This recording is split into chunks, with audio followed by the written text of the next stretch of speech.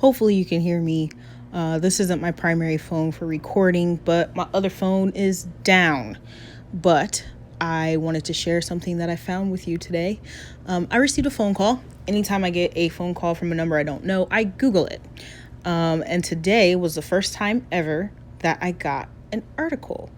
This article is from the Daily Eastern News, and this was published on my birthday in 1993. I was 5 years old. Okay. The name of the article is Society's Second Rape is Avoidable.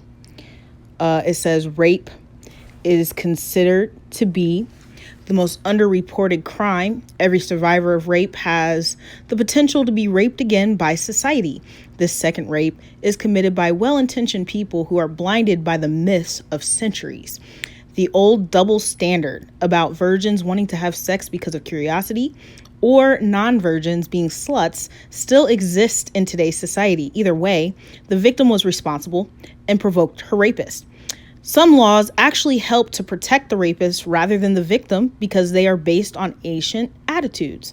Oftentimes, it is a rape victim who is accused of doing something wrong, not the alleged rapist. Innocent until proven guilty most definitely applies in all rape cases. In how many other kinds of criminal cases is it enforced? Many women do not report rape because of society's second rape. The second rape is the criticism of the victim's actions, doubt, verbal abuse, and scrutiny by the defense attorney, and humiliation, guilt, and harassment from some police officers. The second rape is the act of violation, alienation, and disparagement a survivor receives when she turns to others for help and support. It can only occur if she tells someone of her assault. Friends may withdraw from her because their own discomfort about not knowing what to say.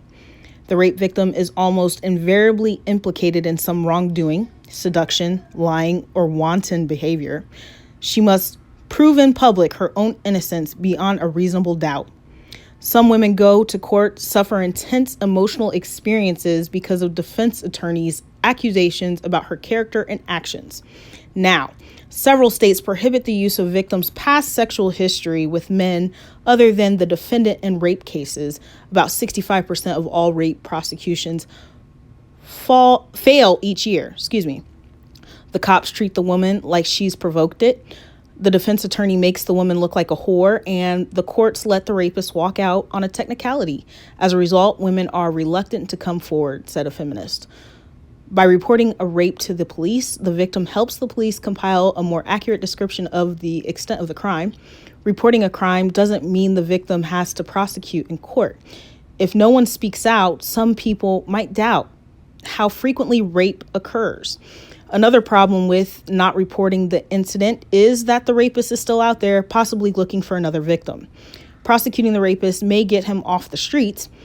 Even if he isn't convicted, his arrest record will make him likely suspect when another rape is committed, and he may be convicted for that one. If a victim does prosecute, she may be helping an untold number of other women and possibly children. The consent issue is now the primary legal concern in rape cases. Victims must prove they resisted, thus proving they did not give their consent to engage in sexual intercourse. Physically resisting the attacker can help the victim. Without bruises, it may be quite difficult to prove rape. Dealing with a rape victim is sometimes awkward if people are not trained properly. It is not difficult to help the person instead of making them feel ashamed and dirty. This is by Joni Lamb. But I want to show you the most interesting thing that kind of made me cry. All right, so you know how there's always like some comic at the end, right? Well, at the end of this, right at the bottom is the political comic for the week. And it says it was illustrated by Harris on 4/22/93. I think the biggest takeaway from this is that we are still dealing with this 20 years later. We're going into 2023 and we are still dealing with this. And then not only that, when we get into emotional rape, it's almost the same exact sentiment, is it not? Are we done repeating the same mistakes? 20 years, dear? 20 years and no change whatsoever. In fact, I'm almost certain that's what I'm dealing with because I reported a rape, but I did not have any bruises. I waited to ensure my son's safety, and then I was put under investigation instead of the individual who raped me. Oh, he's only now under investigation?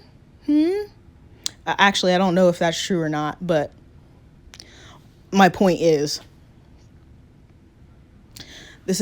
she's literally said it's ancient.